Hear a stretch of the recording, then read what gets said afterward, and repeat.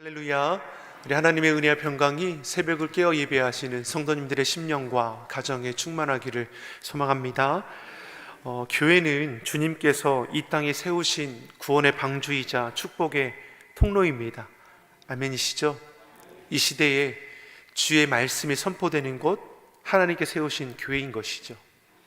우리 교회를 통해서 주의 영혼을 살리신 주의 말씀이 선포될 뿐만 아니라 주의 성도들이 마음을 같이하여 한 영혼을 위해서도 기도하고 주의 뜻을 이 땅 가운데 이루어갈 수 있도록 연합하는 곳임을 우리가 고백합니다. 오순절 성령의 강림으로 교회가 탄생한 이래에 하나님께서는 교회를 통하여 구원의 역사를 이루어 가고 계시죠.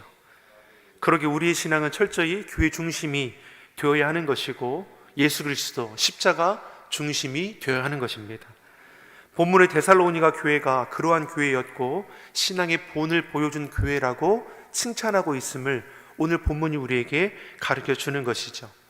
데살로니가는 당시 로마 마게도니아 지역의 이 수도로 교통의 요충지라고 할 수 있습니다.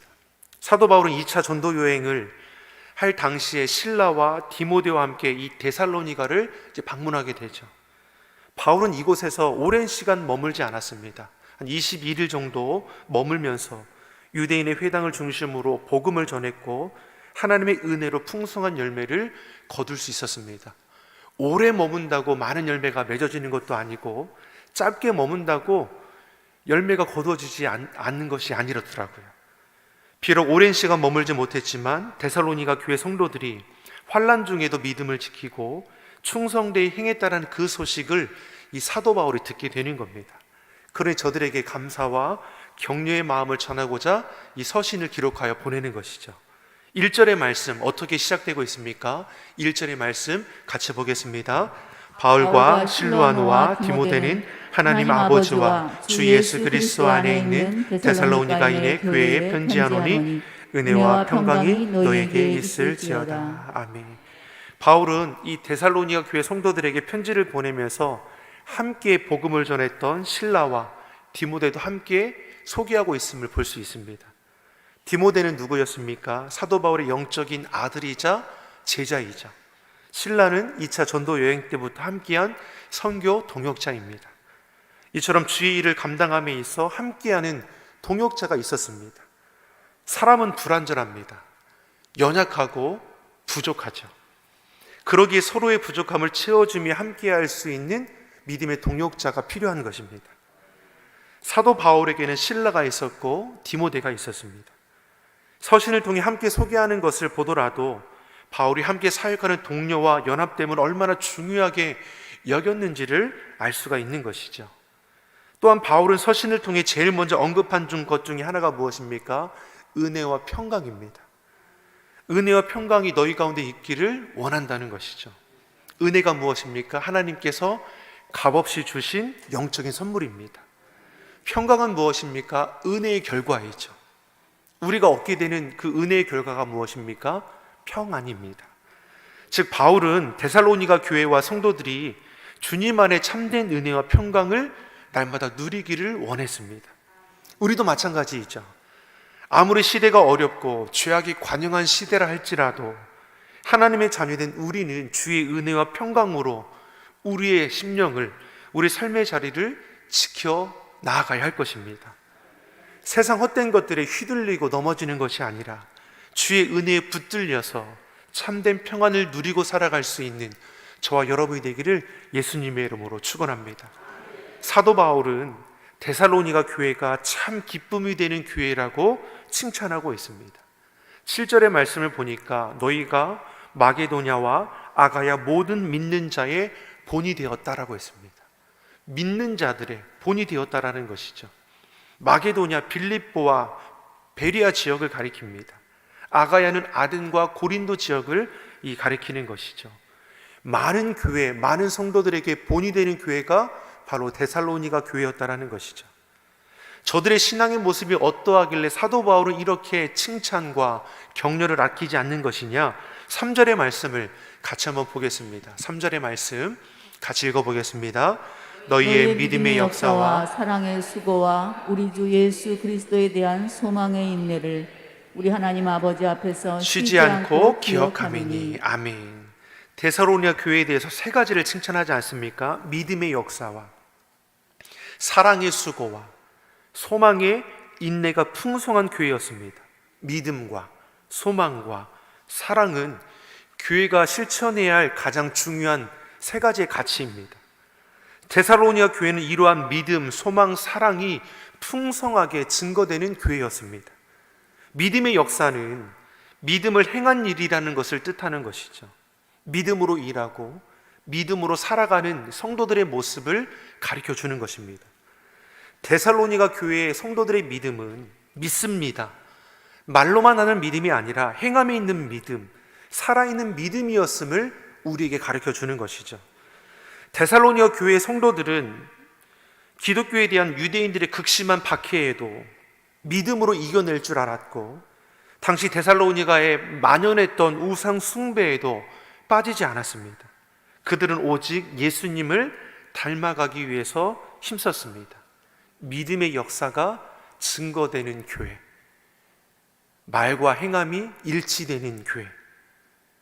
두 번째로 사랑의 수고가 넘치는 교회였습니다. 사랑의 수고, 희생을 가리키는 것이죠. 상대방을 위해 수고하고 희생하는 것, 주님이 말씀하신 사랑입니다. 데살로니가 교회는 최선을 다해서 서로를 돌보아주고 섬겨줄 줄 알았고, 서로의 부족함을 채워주는 사랑의 수고가 풍성한 교회였습니다. 요한일서 3장 18절에서도 사랑에 대해서 우리에게 뭘 말씀합니까? 자녀들아, 우리가 말과 혀로만 사랑하지 말고 행함과 진실함으로 하자. 아멘이시죠? 말과 혀로만 사랑하지 말고 행함과 진실함으로 사랑하라 말씀하는 것이죠. 우리는 예수님께서 우리에게 보여주신 십자가 사랑을 결코 잊어서는 안 되는 것이죠. 죽기까지 사랑하신 그 사랑, 내가 너희를 사랑한 것 같이 너희도 서로 사랑하라. 새 계명을 너희에게 주노니 서로 사랑하라. 사랑하는 성도 여러분, 사랑의 수고가 넘쳐나는 우리 시온성교회 되기를 예수님의 이름으로 축원합니다. 먼저 사랑하고 더 사랑하는 것을 기쁘게 여길 수 있는 우리 새벽 예배자가 되기를 예수님의 이름으로 소망합니다. 또 세 번째로 소망의 인내를 가졌다라고 했습니다. 현실적인 어려움의 문제들이 왜 없겠습니까? 그런 어려움의 문제들을 주님 안에서 참아내는 신앙을 가리키는 것이죠. 한국 사람의 대표적인 특징을 우리는 뭐라고 말합니까? 빨리빨리라고 가르치지 않습니까? 기다리는 것을 참 힘들어하는 우리의 모습을 볼 수 있습니다. 인터넷도 우리는 초고속이어야 합니다. 엘리베이터도 초고속이지 않습니까? 음식도 빨리빨리 나와야 합니다. 나보다 늦게 온 손님이 먼저 음식을 받으면 난리가 나지 않습니까? 사실 믿는 자들에게 이러한 그 삶의 자세는 사실 유익하는 것은 없죠. 왜냐하면 모든 일이 우리 생각과 우리의 계획대로 되는 것이 아니기 때문이죠. 무엇보다 성경은 우리에게 뭘 가르쳐 줍니까? 인내를 온전히 이루라고 했습니다.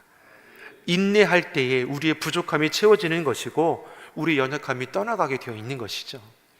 데살로니가 교회는 믿음의 본이 되는 교회라고 했습니다. 믿음의 역사, 사랑의 수고, 소망의 인내로 하나님을 기쁘게 할 뿐만 아니라 주님의 몸된 교회를 견고히 세워갔습니다. 사랑하는 성도 여러분, 우리 시온성교회도 믿음의 역사, 사랑의 수고, 소망과 인내가 풍성한 교회가 되기를 간절히 소망합니다. 또한 데살로니가 교회는 하나님께 특별히 택함받은 교회라 말씀하고 있죠. 우리 4절의 말씀을 같이 한번 읽어보겠습니다. 4절의 말씀 같이 보겠습니다. 하나님의 사랑하심을 받은 형제들아, 너희들을 택하심을 아노라. 데살로니가 교회의 본이 되는 신앙의 모습은 그들이 하나님께 많은 사랑을 받고 특별히 택함을 받았음을 보여주는 증거가 있다는 것이죠. 우리가 하나님께 사랑받고 택함받은 존재라는 것은 매우 감사하고 귀한 일입니다. 그러나 우리의 신앙이 그 사실을 알고 있는 것에 끝나서는 안 된다는 것이죠. 우리는 하나님의 사랑과 택함받은 존재다운 거룩한 모습으로 살아가야 한다는 것입니다. 이에 대해 예수님은 더욱더 구체적으로 말씀하신 건 무엇입니까? 너희가 이 땅에 빛과 소금이 되라고 했습니다. 너희가 택함받은 주의 자녀라는 것을 이 땅 가운데 증거해야 하는 것이죠. 맛을 잃어가는 시대에 맛을 내어줄 수 있는 주의 성도가 되라는 것이죠. 어두워가는 이 시대에 밝게 비춰질 수 있는 빛과 같은 주의 성도가 되라고 우리에게 말씀하는 것입니까? 다시 말해 사도 바울이 말하는 것처럼 너희가 이 땅 가운데 믿음의 본이 되어야 한다는 것이죠. 너희를 통해 예수님이 증거되어야 하는 것이고 주님의 그 사랑이 어떠한 것인지를 믿는 너희를 통해 나타나야 한다는 것입니다. 이를 위해서 우리에게 필요한 것이 무엇입니까? 성령 충만입니다. 5절이 우리에게 이걸 가르쳐주는 것이죠. 5절의 말씀 같이 보겠습니다. 이는 우리 복음이 말로만 너에게 이른 것이 아니라 오직 능력과 성령과 큰 확신으로 된 것이니 우리가 너희 가운데서 너희를 위하여 어떠한 사람이 된 것은 너희 아는 바와 같으니라. 아멘. 복음은 말로만 전해지는 것이 아닙니다. 복음 전도는 성령의 인도하심이 있어야 놀라운 역사를 이뤄갈 수 있는 것이죠. 진리를 깨닫는 것, 진리에 대해 강력한 확신과 말씀의 능력은 모두 성령으로부터 나오는 것입니다. 데살로니가 교회가 칭찬받고 본이 되는 교회가 된 비결이 무엇입니까? 말씀으로 충만했고 성령으로 충만했습니다. 말씀과 성령이 함께 역사할 때 큰 부흥이 일어났고 선한 영향력이 증가되었다라는 것이죠. 사도 바울이 누구보다 이와 같은 사실을 잘 압니다. 예수를 믿고 성령 충만함을 받은 이후에 지식이 아닌 성령의 능력으로 복음을 전했던 자가 사도 바울이기 때문입니다. 그래서 고린도전서 2장 4절을 보면 이렇게 고백합니다. 내 말과 내 전도함이 지혜의 권하는 말로 하지 아니하고 다만 성령의 나타남과 능력으로 한다는 것이죠. 사랑하는 성도 여러분, 우리가 이 땅 가운데 믿는 자로서 바르게 살아가기 위해서는 필요한 것이 무엇입니까? 성령의 다스림입니다. 성령의 충만함을 입어야 하는 것이죠. 우리의 마음과 생각을 무엇으로 지킬 수 있는 것입니까? 세상 헛된 것들이 우리를 유혹하고 미혹할 때 우리가 어떻게 믿음을 지켜내갈 수 있습니까? 보혜사 성령님이 우리를 붙들어 줘야 하는 것이죠. 예수님께서도 승천하시기 전에 제자들에게 하신 말씀이 무엇입니까? 예루살렘을 떠나지 말고 하나님께서 약속하신 것을 기다리라고 했습니다. 그게 지금 무엇입니까? 성령이죠. 그래서 예수님이 승천하신 이후에 제자들과 믿는 자들이 예루살렘을 떠나지 않고 주님의 말씀을 기억하고 마가의 다락방에서 믿는 자들 100여 명이 모여서 합심하여 기도하는 가운데 오순절 성령의 강림을 경험하지 않습니까? 성령의 임함을 통해서 저들의 입술이 붙들리게 되는 것이고 저들의 행할 길을 깨달아 알게 되는 것이죠. 우리가 성령의 다스림 받는다는 것은 무엇입니까? 주의 말씀 앞에 바로 설 수 있다라는 것이죠. 요한복음 14장 26절에서도 보혜사 곧 아버지께서 내 이름으로 보내실 성령 그가 너에게 모든 것을 가르치시고 내가 너에게 말한 모든 것을 생각나게 하시리라. 성령님께서 우리 안에 역사하시면 우리의 행할 길을 가르쳐 주시고 주의 말씀을 생각나게 하시는 것이죠. 사랑하는 성도 여러분, 우리 모두가 성령의 다스림 받는 자, 이 시대에 하나님을 기쁘시게 하는 믿음의 본이 되는 자가 되기를 간절히 소망합니다. 데살로니가 교회는 어떤 교회입니까? 모든 믿는 자의 본이 되는 교회였습니다. 성령이 충만한 교회, 말씀이 살아 숨쉬는 교회였습니다. 무엇보다 믿음의 역사와 사랑의 수고와 소망의 인내로 하나님을 기쁘시게 하는 교회였습니다. 이 시대에 우리 시온성교회가 이와 같게 되기를 간절히 소망합니다. 믿음의 본이 되는 우리 교회, 말씀이 살아 숨쉬는 우리 교회, 서로 사랑으로 연합하여 한 몸 이루어가는 우리 교회가 되어서 초대교회에 임한 놀라운 성령의 역사가 동일하게 나타나는 귀한 우리 교회, 우리 성도가 되기를 예수님의 이름으로 축원합니다. 기도하겠습니다.